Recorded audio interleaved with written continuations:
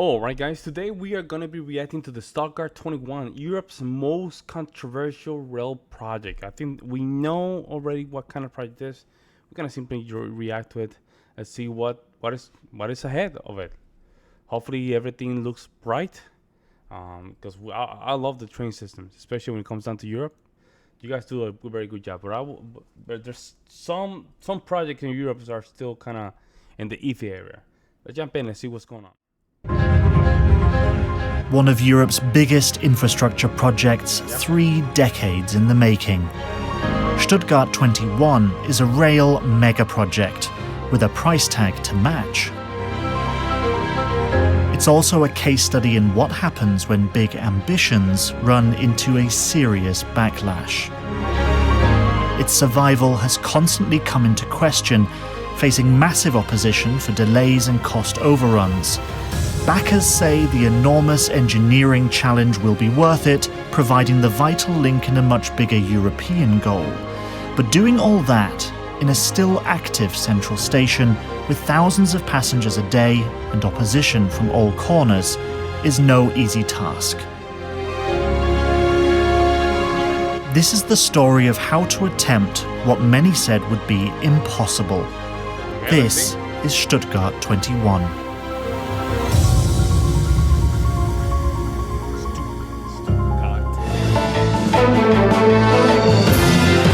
Despite the estimated cost of $1.5 billion, Baden-Württemberg officials say the project would create a so-called megacity for Stuttgart and mean an additional 24,000 jobs. That was that was 1995. 1995. In the 90s, Germany was in need of an uplift. Deindustrialization and unemployment are on the rise. The Stuttgart region losing 100,000 industrial jobs around this time. The city needed a game changer. Enter Stuttgart 21, a project promising jobs, urban renewal, a state-of-the-art transportation hub. Germany's national rail operator Deutsche Bahn essentially selling it as a silver bullet for all these problems. Politicians seeing it as a way to attract new investment, an opportunity to put Stuttgart back on the map. The national government agreed, signalling its support.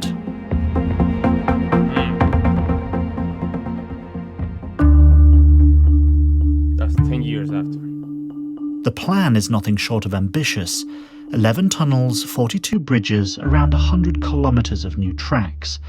And then there's the marvel of engineering at Stuttgart Central Station, turning it from an above-ground terminal layout to an underground through station, freeing up 100 hectares of space north of the station for 2 new districts, one earmarked for green public spaces and another for the building of apartments and offices. This design was chosen to be fairly inconspicuous from above ground, so as not to overshadow the century-old existing station designed by renowned architect Paul Bonatz. But the project also includes the various tunnels and high-speed tracks leading into and out of the central station, including a faster airport connection. Deutsche Bahn expects this mega-project will benefit 10 million passengers a year, adding thousands of jobs to the region thanks to shorter commutes. The project will also contribute to a bigger ambition, the main line for Europe, a high-speed connection linking Paris and Bratislava, running through Stuttgart. The costs for Stuttgart 21 mostly shared between Deutsche Bahn, the national government and the state of Baden-Württemberg. The project would be costly, the disruption enormous, but even the politicians who gave it their backing weren't ready for what was to come next.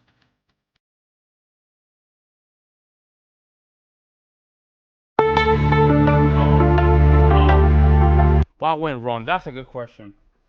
Why the protest? I never understood this. I would like to know why the protest. Mit Wasserwerfern, Tränengas und Pfefferspray versucht sich das Großaufgebot der Polizei den Weg durch den sonst so beschaulichen Schlosspark zu bahnen. Sie wollen verhindern, dass die jahrzehntealten Bäume nahe des Hauptbahnhofs gefällt werden.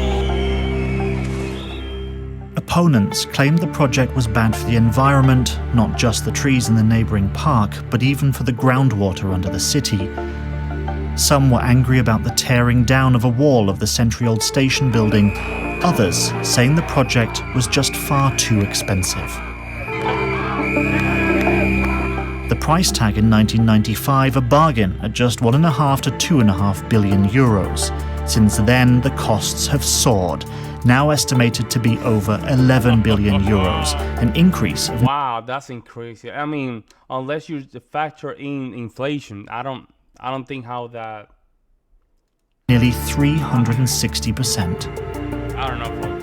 In the 90s, the plan was to complete everything by 2008, but planning took longer than that, and building didn't even begin until 2010. Now the main parts of the project, including Stuttgart Station, aren't expected to be finished until the end of 2026. So what's behind the cost increases and delays? Stuttgart sits at the bottom of a valley, meaning a lot of water collects underground. Tunneling couldn't take place without doing something about all that water, and the pumping system originally planned was just too slow.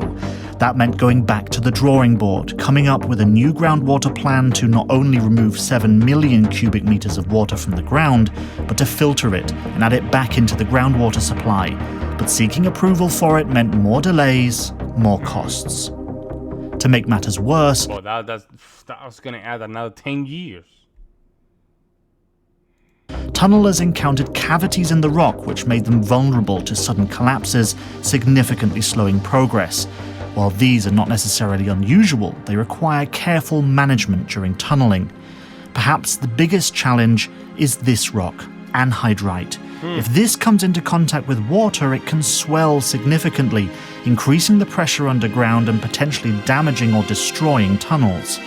Above ground, funding questions have put the brakes on a digital signaling system known as ETCS, considered critical for the project. More delays. As if that wasn't enough, there's still no funding to continue a tunnel in the south, meaning the new underground station can't be connected to the high-speed rail line to Zurich in Switzerland. If this persists, the German rail authority could block the closure of the existing terminal station. Oh man, why? I just don't get the bureaucracy behind all this, man. It makes no sense. It's just a damn train. It's just a damn train. What is it? What is it that makes it so hard to build? Okay, we went to the protest. Okay, you guys can figure out something. But why they keep adding years to this? It just doesn't make sense. In order to maintain service to the south. If that happens, they've essentially built an 11 billion euro hole in the ground. Yep.